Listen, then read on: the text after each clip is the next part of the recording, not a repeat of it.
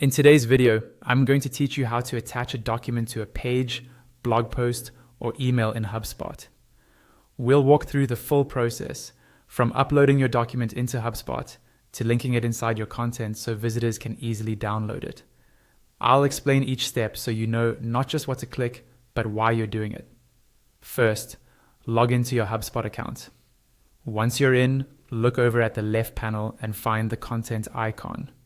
This is where HubSpot keeps tools related to your website pages, blog posts, emails, and files.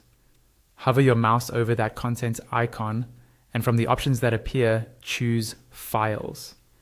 This will open HubSpot's File Manager, which is basically your central library for images, documents, and other assets. Inside the Files area, look to the top right of the screen and click on Upload Files. This will open your computer's file browser. Take a moment to find the document you want to attach. It could be a PDF, a Word document, a slide deck, anything you plan to offer as a download. Once you've found it, select the file, then press Enter or click Open. HubSpot will start uploading it. Wait a few seconds until the upload finishes, and you should now see your document listed in your files library. With the file uploaded, it's time to attach it to your content. Open the page, blog post, or email where you want people to access this document. For this example, let's use an email. Open that email in the editor.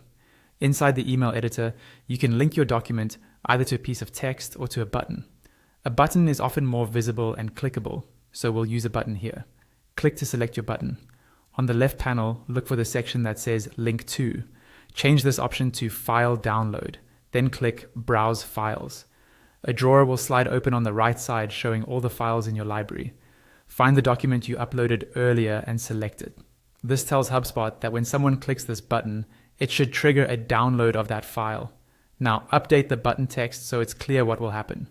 You can change it to something like download here, download, or something more specific like download the guide. Make sure the wording matches what your visitors will receive.